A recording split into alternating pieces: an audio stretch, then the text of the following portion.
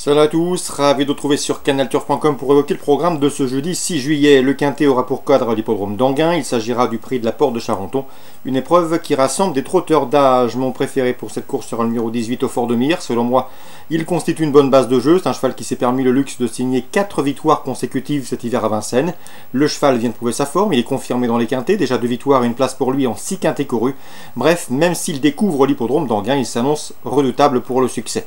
On lui posera toutefois le numéro 15 à Maria de Rabu, qui elle aussi a été l'une des révélations de l'année écoulée. Elle a remporté 12 de ses 15 dernières sorties publiques. Elle vient de prouver sa forme en s'imposant au Mont-Saint-Michel. Déférer les 4 pieds, c'est également un choix prioritaire, le 18 et le 15. Pour les places, on se méfiera du numéro 7, Amour de la vie. Il a maintenant 2 courses dans les jambes. Il fait face à un bel engagement au premier poteau. Et sachez également qu'il retrouve le tracé de son dernier succès, celui obtenu dans un quintet courant octobre. Le 12, Tessie du Moulin, reste sur 2 podiums, preuve de sa bonne forme, dont une place dans un quintet récemment à Vichy. Sachez également que son unique sortie sur le parcours proposé a été couronnée de succès. Le 16, Verseau de Crène, est un bel outsider à mes yeux, 5e d'un récent quintet à Vichy. Le cheval est en forme et peut ici venir pimenter les rapports, tout comme le 4 Ali de Saint-Marc.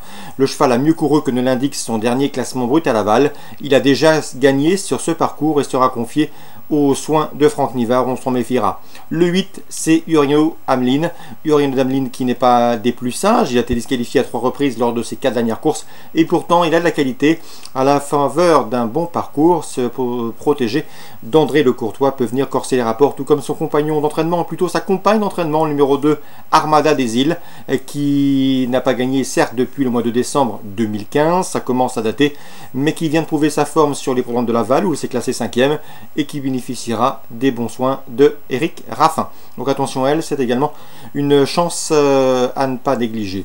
18, 15, 7, 12, 16, 4, 8 et 2, mon choix préférentiel pour ce quintet du jeudi 6 juillet. On va évoquer la suite du programme à Anguin. Dans la première, j'aime beaucoup le 112 As-Blue. Michel Modogno, son entraîneur, m'a toujours des plus grands biens. C'est un cheval qui se plaît sous la selle. Il avait gagné avec de la marge il y a de cela quelques semaines et il a remis le couvert, s'imposant une nouvelle fois avec une grande facilité récemment à Nantes. L'engagement est intéressant et favorable au plafond des gains. C'est le cheval à battre, le 112. Je lui poserai toutefois le 109, Arena del Fedo, qui reste sur un succès sous la selle et de surcroît sur l'anneau et sur l'hippodrome qui nous intéresse, celui d'Anguin, 112 et 109. Dans la deuxième, la suivante, attention au 208 à Rival de Ginet.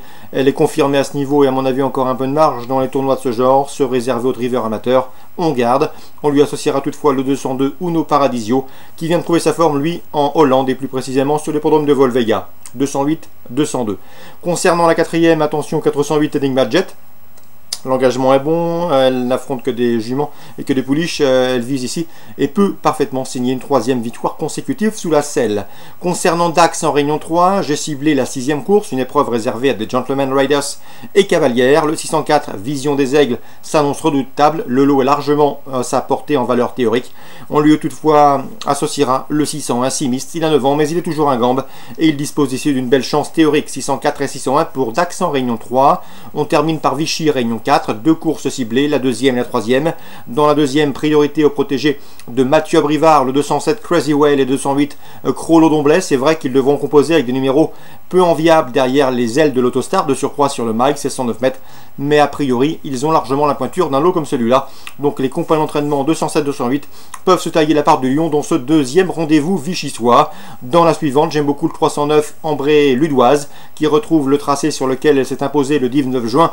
Elle a ici une chance prépondérante. Elle peut parfaitement, à mes yeux, damer le pion au probable favori le 306 Atome de Mai, qui lui aussi reste sur un succès sur ce parcours le 27 juin, c'est-à-dire récemment. Donc 309, 306, 309, 306, 309, une affaire d'impression dans ce 3e rendez-vous avec les Sartois en priorité, Stéphane Bourlier et Jean-Michel Bazir. Voilà pour les infos de ce jeudi 6 juillet. Excellent jeu à tous, bonne journée et rendez-vous désormais demain pour une nouvelle émission.